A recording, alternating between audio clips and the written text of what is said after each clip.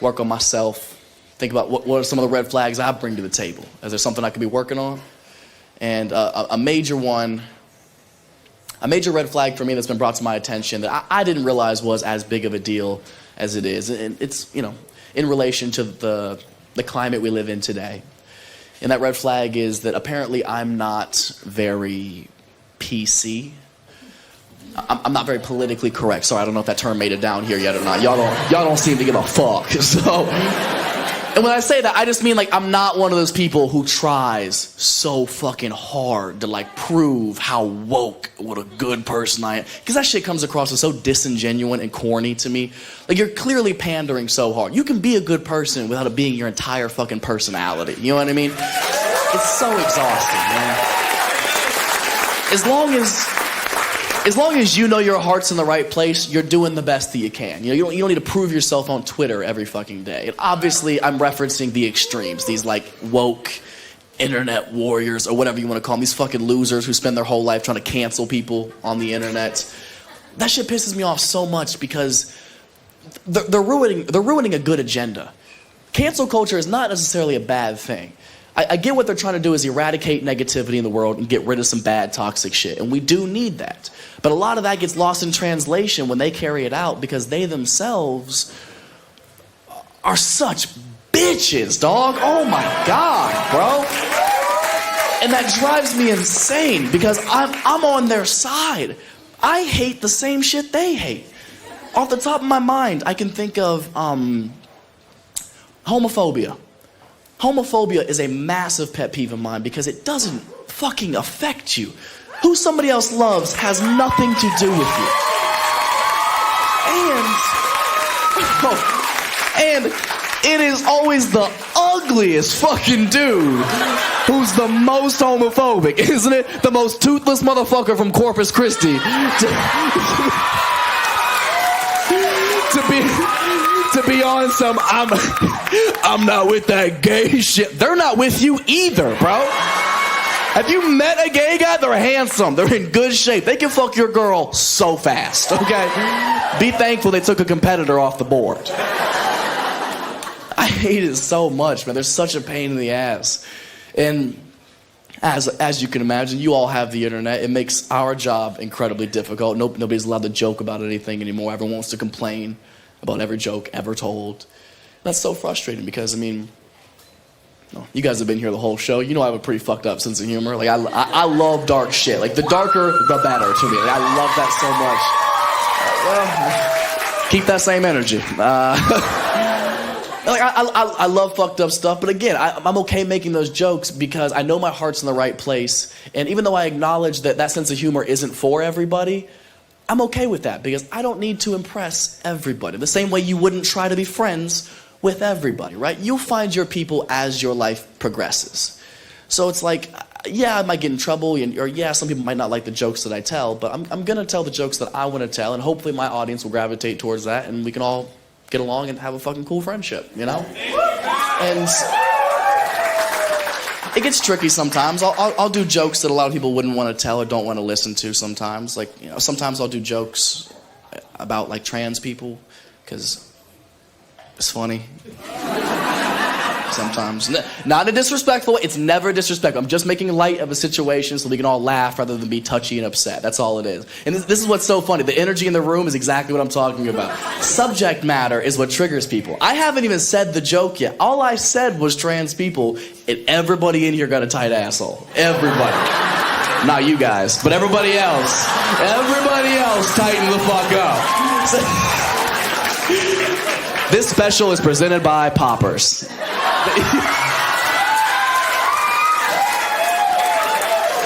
If you don't know what Poppers are, get you some gay friends, change your life. Change your life. But that's what I'm talking about. All I did was say a trigger word and people are automatically already uncomfortable. You guys are worried about being canceled just being in the room. Like, it's so funny to me. Because the jokes that I tell, they're never disrespectful. They're always with the utmost respect. I never want to hurt anybody's feelings. They're just some jokes, just to say some goofy shit and make the world laugh. That's all. And people will still come up to me after shows saying the same angry rant every time. Just fucking, you cannot make jokes about trans people. So what they're going through is so incomparable, and you can't imagine how hard their life is and the shit that they have to go through. Therefore, you cannot make jokes about trans people. And I hear you. I hear you loud and clear. But the point that you're trying to make is you're saying, I can't make jokes about somebody because of how hard their life is. And you are making very valid points in that I don't know how hard that life is. I imagine it is tremendously harder than my life. I can't imagine how hard that is to go through, and I wish you the best of luck. But at the same time, to retort that argument, you also don't have the hardest life. You know who has life way harder than trans people that we never talk about? People in wheelchairs. Think about it. Comparatively, people in wheelchairs have a much harder life. Do they complain about it? No. We gave them a couple of ramps and kept it pushing. We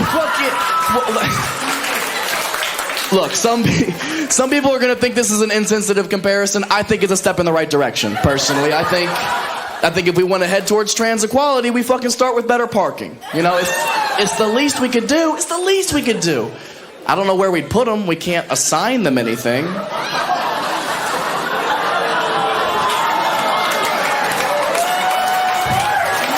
Guys, just joking.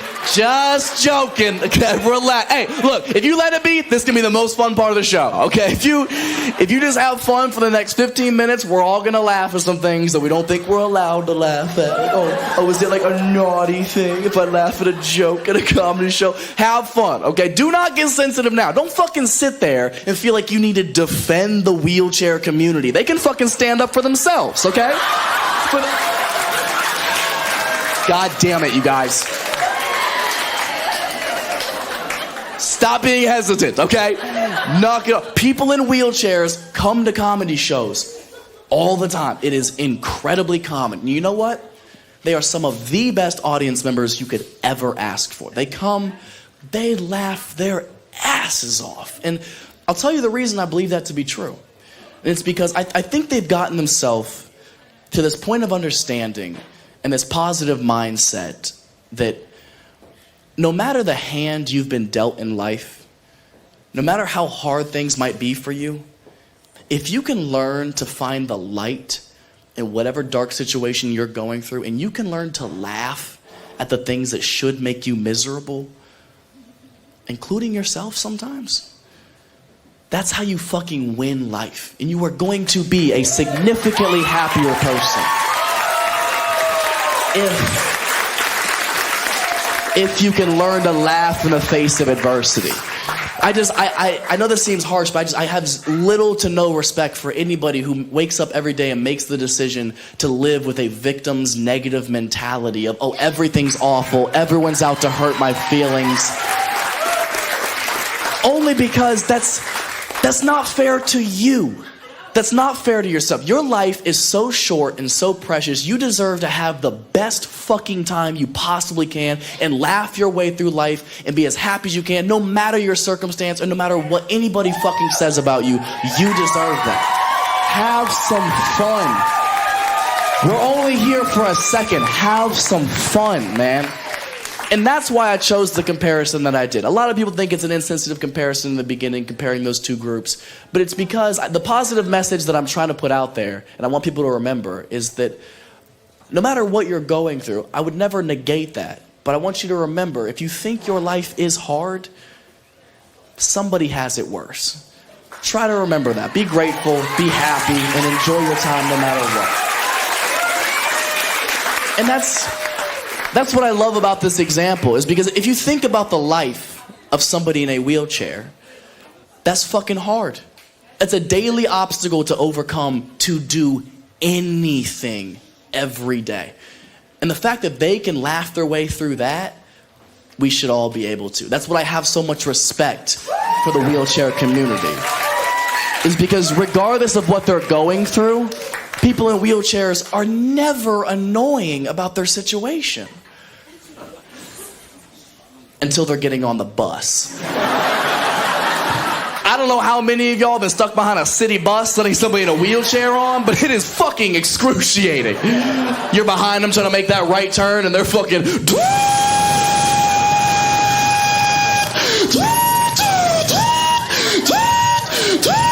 Put this motherfucker on the bike rack and let's go! That is the only time I have ever lost my patience on a handicapped person is when they're fucking up traffic, okay? Other than that, they're angels.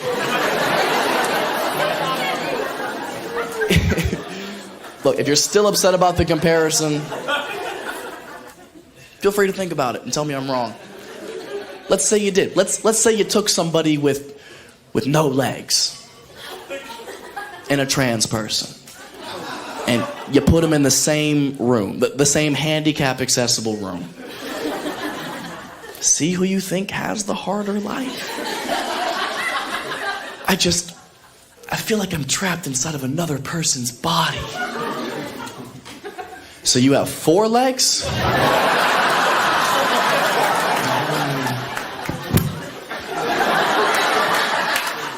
You're not listening. It's not about that. Sometimes my mental health will take such a toll that I could just jump off of my balcony.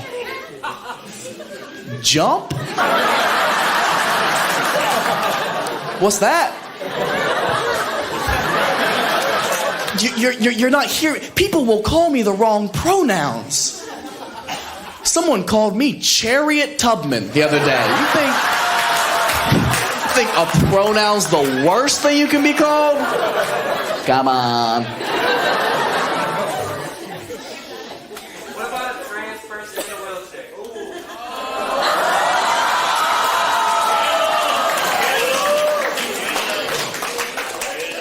Oh, you mean transportation?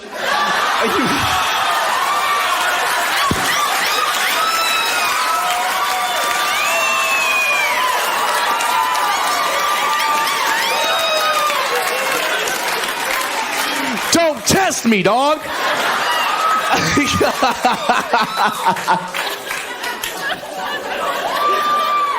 Oh, shit. Look, this is a hard joke to pull off. It's like a prosthetic leg. Like, you just gotta... No, it is. Obviously, you take 2 marginalized groups of people who are going through a tough time, and you think you can't make jokes about that. But you can. The joke works if my point is inarguable, and I think it is. I think those examples speak for themselves. But I guess I just can't wait for the day that I'm doing this joke at a show and there's a trans person in the audience who gets so offended they walk out. And I'm just like, show off. Some of y'all are still on edge, and it's very annoying. Okay, I'm gonna give it one last try. I'm gonna give it one last try to get y'all on my stuff. This is my last attempt to get through to y'all, okay? I was working on this joke when it was like brand new, about like 8 weeks ago, right? I was in Arizona, and it was a new joke. I'm trying to figure it out. Obviously, it's a little tricky to navigate. Obviously, it teeters a very fine line of offensive and funny, which is where you want your jokes. You know, have some fun, push the boundaries, you know? So I'm working on it. I'm trying to make it the best it can be, and I can see out of the corner of my eye, front row, left side of the stage, is a young woman in a wheelchair. And I'm in the middle of like the trans versus wheelchair material, and I can see out of my peripheral vision, she's laughing her ass off. I'm serious, this girl she's slapping her knee. She can't feel it, but she's slapping her knee. Like, this bitch is rolling, you know what I mean? She's fucking, you know how they be laughing? Handicapped people laugh like they're getting good head. Just,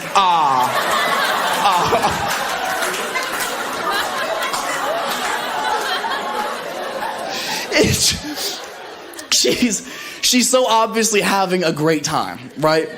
So when the joke was over, it dawned on me that I had a very unique opportunity to get an inside perspective on this material. And in order for a joke like this to work, it has to be funnier than it is offensive. And again, I want it to be. I never want to hurt anybody's feelings. It's just jokes, man. It's as simple as that to me.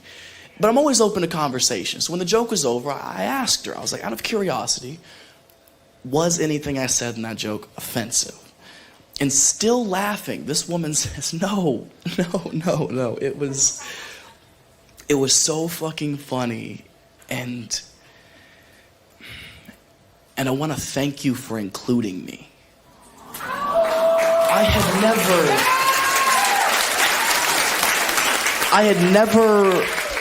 had never realized that so many people were so uncomfortable around handicapped people that a lot of the times they won't even laugh about some of the same things they want to laugh about and things that they think are hilarious. So getting that confirmation is what gave me all the confidence I needed to know that these jokes are okay to tell and we are allowed to laugh at them, you know? Her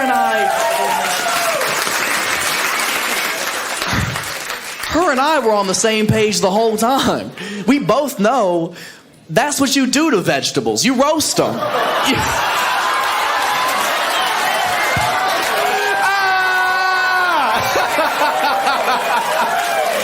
Bro, if you didn't laugh at that shit, I would never be your friend. Fuck you, dude. Fuck you. Bro, then I fucked her. That's the crazy thing. It was after this show. Hey, I'm not saying it was me, but she wasn't walking the next day. I'm just saying. I was like, can you feel it in your stomach? She was like, I can't feel anything. I was like, yeah. My name is Matt Rife. Thank you guys so much for coming out. Thank you.